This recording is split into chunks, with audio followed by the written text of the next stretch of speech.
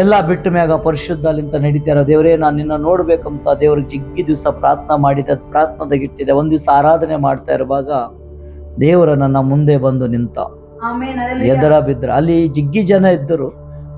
ದೇವರು ಬಂದಾಗ ಎಲ್ಲರೂ ಯಾರು ಕಾಣ್ತಾ ಇಲ್ಲ, ದೇವರು ನಾನಿಬ್ರೇ.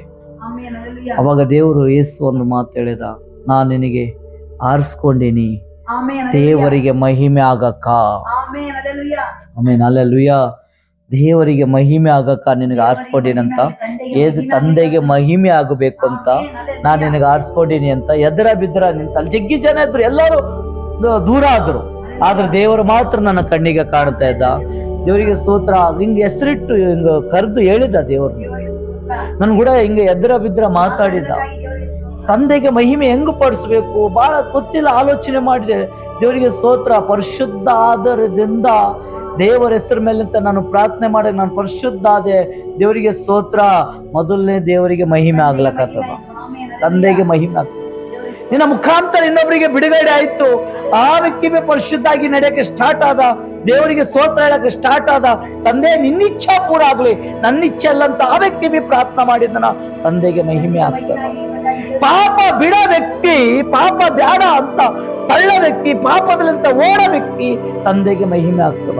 ಎಲ್ಲಿ ಪಾಪ ಇರ್ತದ, ಯಾರ ಜೀವನದಾಗ ಪಾಪ ಇರ್ತದೋ ಅವರು ದೇವರನ್ನು ಕಾಣೋದಿಲ್ಲ, ಅವರು ದೇವರನ್ನು ನೋಡೋದಿಲ್ಲ, ಅವ್ರ ತಂದೆ ಕೂಡ ಮಾತಾಡಲ್ಲ, ತಂದೆಗೆ ಮಹಿಮೆ ಪಡಿಸಕ್ ಆಗೋದಿಲ್ಲ.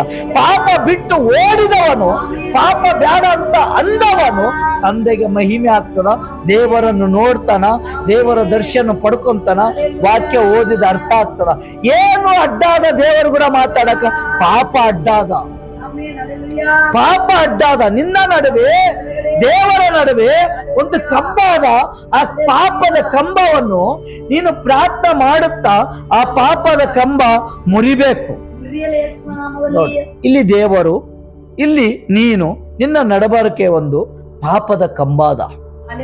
ಈ ನಡಬಾರಕ ಒಂದು ಪಾಪದ ಕಂಬ, ಅದು ಯಾರು ತಳ್ಳಿದ್ರು ಹೋಗೋದಿಲ್ಲ, ಅದು ಯಾರು ಬಿಸಾಕಿದ್ರು ಬೀಳೋದಲ್ಲ, ಅದು ತೆಗಿಯೋಂದ್ರೆ ತೆಗಿಯೋರು ಯಾರು ಇಲ್ಲ. ಯಾಕಂದ್ರೆ ಅದು ಪಾಪದ ಕಂಬ ಅದು.